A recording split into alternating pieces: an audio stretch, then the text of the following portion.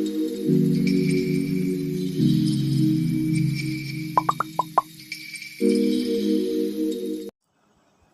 भूर्भुवः स्वः तस्य विदुर्वरेण्यं भर्गो देवस्य धीमहि धियो यो न प्रचोदयात्। ये गायत्री मंत्र था, जो कि सिर्फ मंत्र नहीं, गायत्री मंत्र एक प्रकार का प्रार्थना भी है। Hello everyone, I am Tora Adhikari. Welcome back to my channel. Hope my YouTube viewers are in the best of the health and spirit. आज मैं आप लोगों को गायत्री मंत्र के बारे में कुछ बातें बताऊंगी। यूजुअली गायत्री मंत्र उपनयन के समय ब्रह्मचारी को दिया जाता है और गायत्री मंत्र को जप करना बहुत आवश्यक होता है। अब ये गायत्री मंत्र किसके अंदर से ये गायत्री मंत्र निकला था? ये एक्चुअली गायत्री मंत्र मुनि विश्वामित्र मुनि के कंठ से ये गायत्री मंत्र निकला था।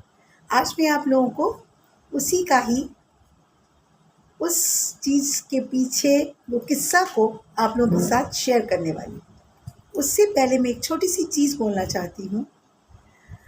गायत्री मंत्र जो है हम लोग का इंटेलेक्चुअलिटी बढ़ाता है।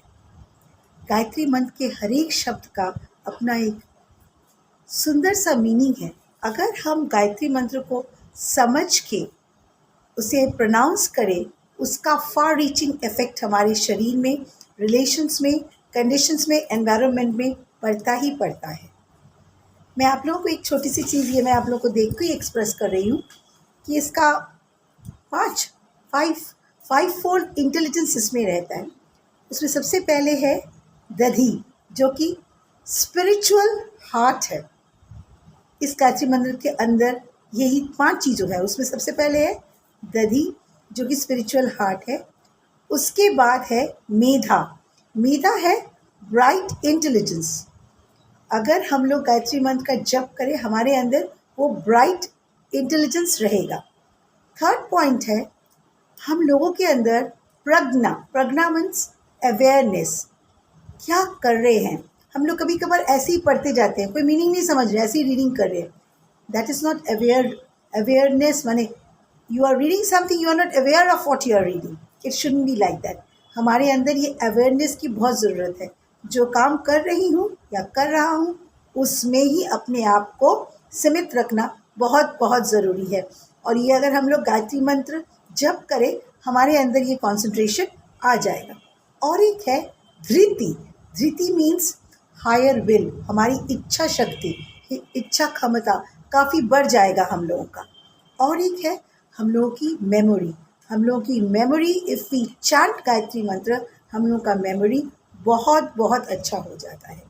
इसी के साथ ही साथ this way the 5 parts which is there in Gayatri mantra. इसके अलावा गायत्री मंत्र हमारे अंदर कामनेस लाता है, ऑब्स्टिकल्स भी चला जाता है। I still remember long ago, may be 30 years ago, may be, yes I think so, 30 years ago, मेरे अपने मामा जी का कंडीशन बहुत ख़राब था। तो तब हमारे नेबर ने मुझे कहा था कि मैं आईसीयू के बाहर गायत्री मंत्र कर रही हूँ, तुम्हारे मामा जी को कुछ नहीं होगा। एंड आई डोंट नो, मैंने इट हैपेंड लाइक दैट। वो जितना दिन, वो शाम नहीं रात तक बैठी हम लोगों के लिए बैठ के सिर्फ गायत्री मंत्र ने उन्होंने जप किया था। और उस दिन रात भर वो थी और जप कर रही थी। और उसके बाद जो भी इमरजेंसी सिचुएशन आया था वो टल गया था। So it's a very very powerful. हम लोगों का डेंजर, ऑब्स्टिकल्स जो भी हमारे रास्ते में आता है, उस सब को हटा देता है। It's actually a very mystic, the total thing is very mystic. And इसको अगर स्टेट ऑफ मेडिटेशन में करें, बहुत अच्छी बात है। जैसे भी करें, उसका नियम करके अगर हम लोग रोज गायत्री मंत्र करें, that is more than sufficient. अब मैं आप लोगों को इसके पीछे कहानी बोलती हूँ। विश्वामित्र बोल के बहुत पहले एक महाराज हुआ करते थे। वो बहुत वीर थे।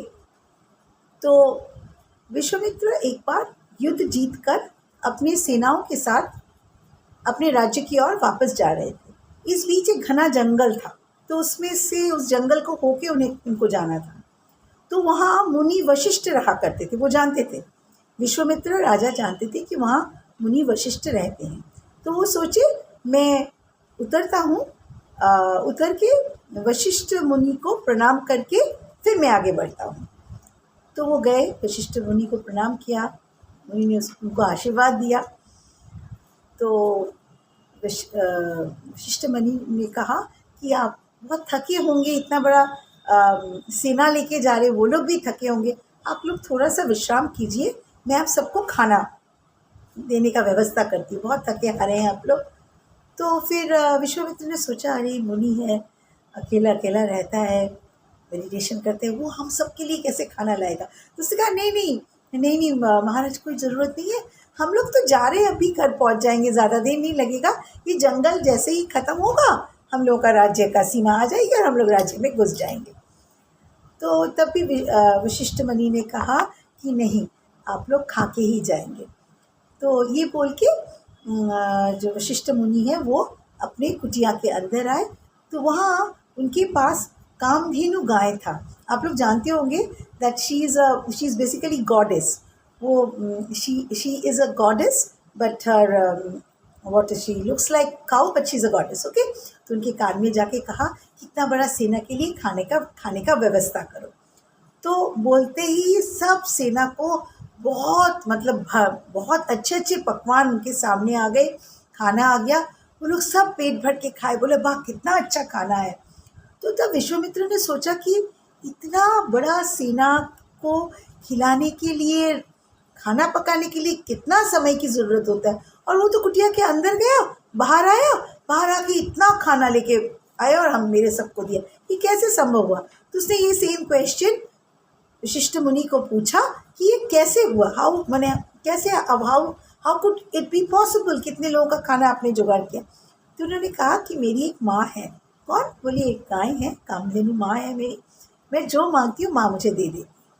तब विश्वामित्र के अंदर एक अहंकार था ही उसके अंदर, उसका अहंकार ने सोचा मैं राजा हूँ, मेरे पास ये गाय नहीं है, एक मुनि, एक साधारण एक साधु है, उसके उनके पास ये गाय, क्या करेंगे इस गाय से, मैं राजा हूँ, मेरा राज्य का शोभा होगा कि मेरे पास कामधेनु गाय है। तो उन्होंने उस मुनि से कहा कि आप मुझे आपका गाय दे दीजिए। तो मुनि ने कहा कि ये गलती मत करना, ये गाय यहीं रहेगा, इस गाय को यही वातावरण पसंद है, ये जंगल का वातावरण, ये जो मैं मेडिटेशन करता हूँ, यहाँ ब्रह्म के बारे में मैं चर्चा करता हूँ, अपने आप ब्रह्म के बारे में बहुत कुछ बोलता हूँ, लोग आते हैं, तो उसको ये पसंद है, वो राज्य ये सब में नहीं जाना चाहती है। लेकिन विश्वामित्र को बहुत क्रोध आ गया, वो क्या किया, गाय अंदर जाके गाय के पीछे भागने लगा।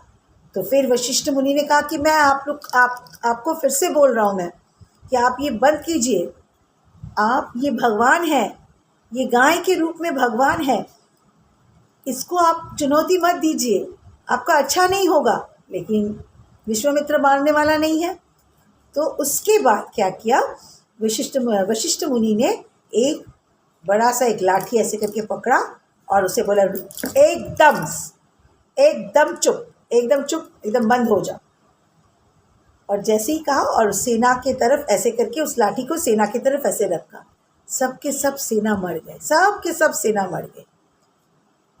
तब विश्वामित्र ने सोचा कि इसके अंदर ये सोच आया, इन अदर वर्ड्स, ये कितना बड़ा मुनि है, मेरा इतना बड़ा सोल्जर, मैंने इतने सारे सेना, सबको वो एक लकड़ी लेके एक दंड दिया और सब मर गए।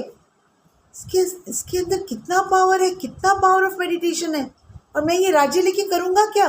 उसने तो सिर्फ लाठी उठाई और मेरा सब सेना को ख़त्म कर दिया। तो इसके मतलब उसका ये जो भी वो करता है, मेडिटेशन करता है, भगवान का नाम करता है, वो कितना पावरफुल है कि घटना घट गया। तो फिर वो राज्य में चला गया, वो राज्य में चला गया, जाके फिर अपने आप उस राज्य का अपना बेटे को सब कुछ दे के, राजा विश्वामित्र अपने बेटे को सब कुछ दे के वो जंगल में चला आया। मैं मेडिटेशन करूँगा, ध्यान करूँगा, भगवान का ध्यान करूँगा, सब कुछ करूँगा, मैं राज्य में वापस नहीं जाऊँगा। तो उसने ऐसे ही मेडिटेशन करना शुरू किया। और आप लोग जानते हैं ये 1-2 साल की बात नहीं है, हज़ार साल वो मेडिटेशन इस तरह करते रहे। इस बीच एक घटना घटी। वहाँ एक राजा हुआ करते थे जिनका नाम है त्रिशंकु।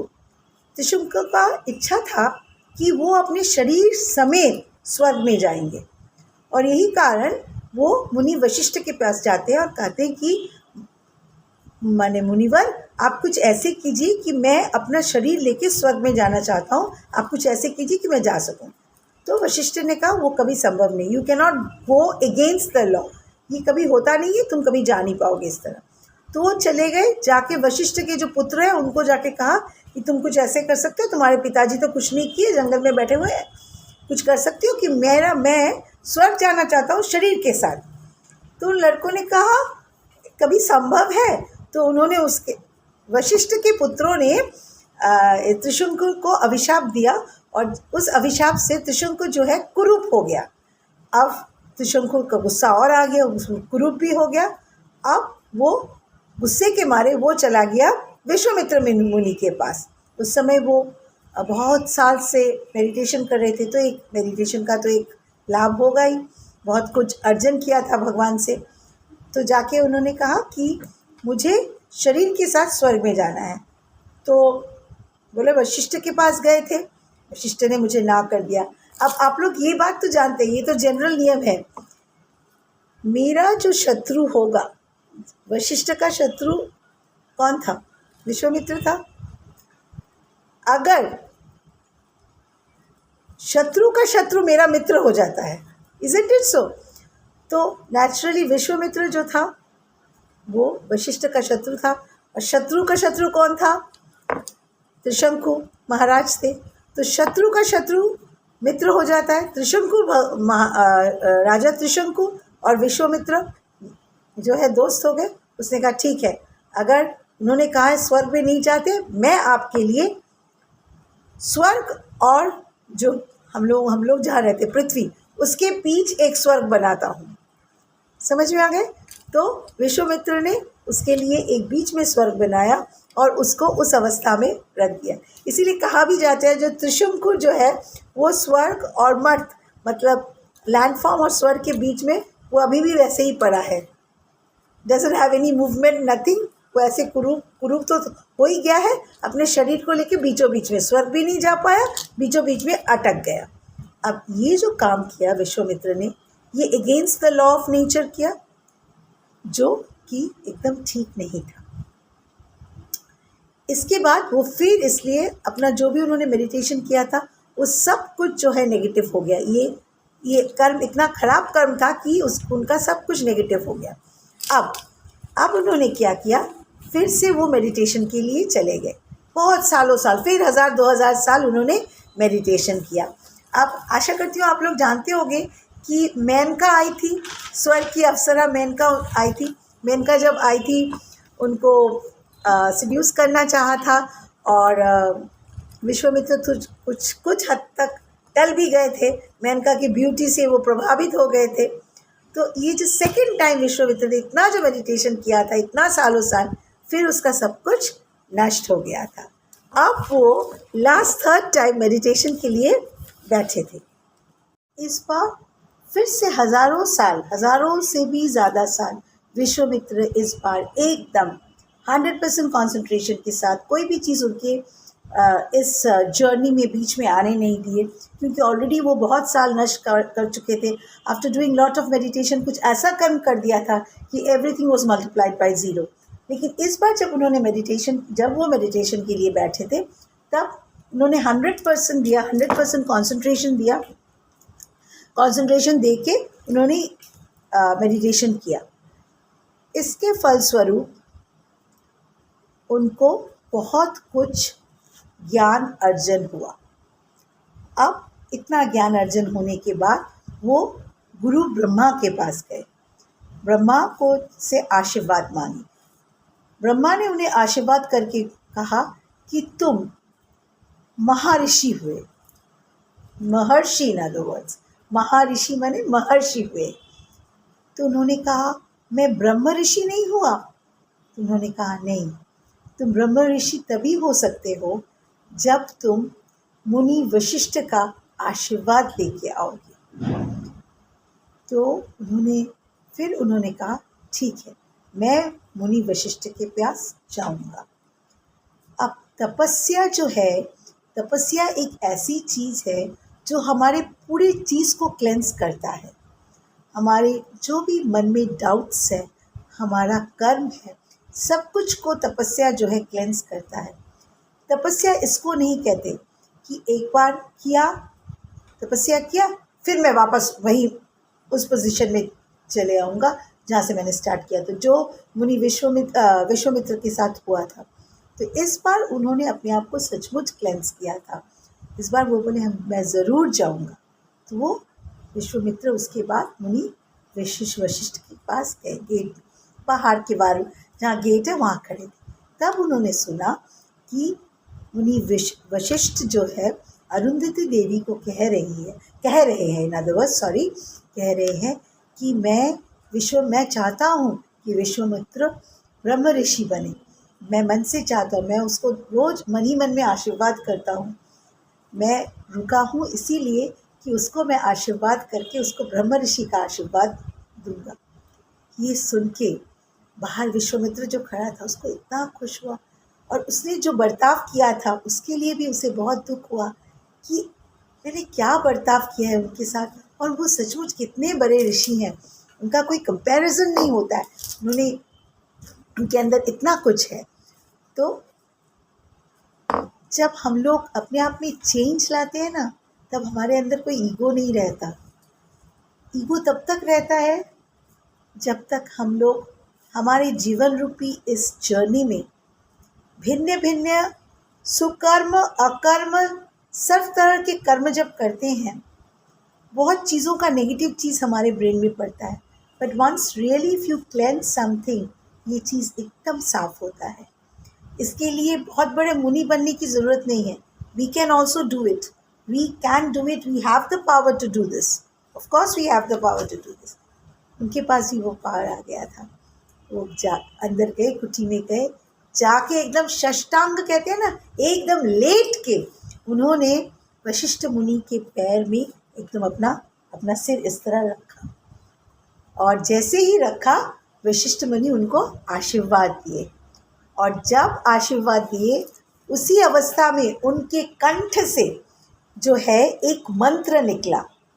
वो मंत्र था ओम भूर्भुवः स्वः तत्सवितुर्वरेण्यं भर्गो देवस्य धीमहि धियो यो न प्रचोदयात्। निकला तो कंठ से था, लेकिन वास्तव में उनके हृदय से ये निकला था। It came out spontaneously. उसके बाद ही विश्वामित्र जो है अचेतन अवस्था में चले गए, पूरा ध्यान बोलते हैं ना, पूरा मेडिटेशन अवस्था में चले गए। उसके बाद मुनि वशिष्ठ ने उनको आशीर्वाद किया, और यहीं से हम लोगों को ये गायत्री मंत्र मिला है। गायत्री मंत्र बहुत पावरफुल मंत्र है। इतने साल की तपस्या के बाद विश्वामित्र के कंठ से ये निकला है। अगर हम लोग सचमुच गायत्री मंत्र को मन लगा के करें तो इसका फार रीचिंग इफेक्ट होता है। फर्स्ट एंड फॉरमोस्ट, ये जो हम लोग ईगो लेके बैठे रहते हैं ना, ये सब कुछ नहीं होगा, रियली नहीं होगा। आप लोग अपने आप एक्सपीरियंस करिए। मैं अपने बारे में कुछ नहीं बोल रहा, I am not sitting here for my self publicity. आप लोग करके देखिए, you will really get the fruits और द रिजल्ट्स ऑफ गायत्री मंत्र। आप लोग एक बार करके देखिए, और एक बार नहीं, make it a habit of doing it regularly. अपने आप आ जाएगा, अपने आप आ जाएगा। और एक चीज़, गायत्री मंत्र करते समय कोशिश कीजिएगा साफ कपड़ों में बैठ के और एक साफ जगह में करने के लिए। 108 बार दिन में करें तो इट्स वेल एंड गुड। कभी कभी हम लोग बोलते हैं सुबह दोपहर रात को 36 टाइम्स ऐसे करो, लेकिन if it is not possible, कोई बात नहीं, 11 बार करिए, लेकिन मन लगा के करिए।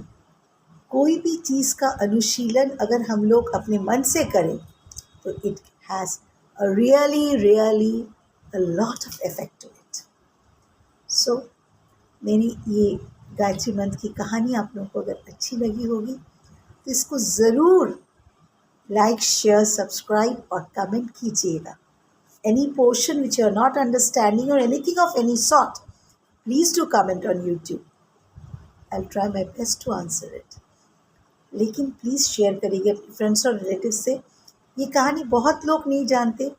बच्चों के अंदर तो specially they will love the story.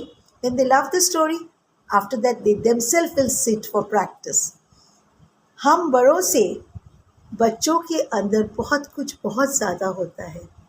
वो लोग पढ़ाई करते हैं तो they do regular work every day. So उनके अंदर ये अनुशीलन अगर हम लोग दें, मम्मी पापा होके हम लोग अगर दें, तो वो लोग ज़रूर इसको अडॉप्ट करेंगे. And this is the need of the hour. हम सब के अंदर बहुत लोग डॉक्टर्स, इंजीनियर्स, एवरीथिंग सब कुछ हो रहे होने के बाद भी शांति नहीं मिल रहा है. पैसे के पीछे दौड़ रहे हैं, शांति नहीं मिल रहा है. लेकिन if you have really a disciplined life, तो शांत वातावरण अपने आप बिल्ड हो जाएगा. तो नेक्स्ट टाइम आप लोगों से बहुत जल्दी मीट करूँगी समथिंग न्यू आइडिया लेके. तब तक के लिए be happy, blessed, positive. Bye bye friends.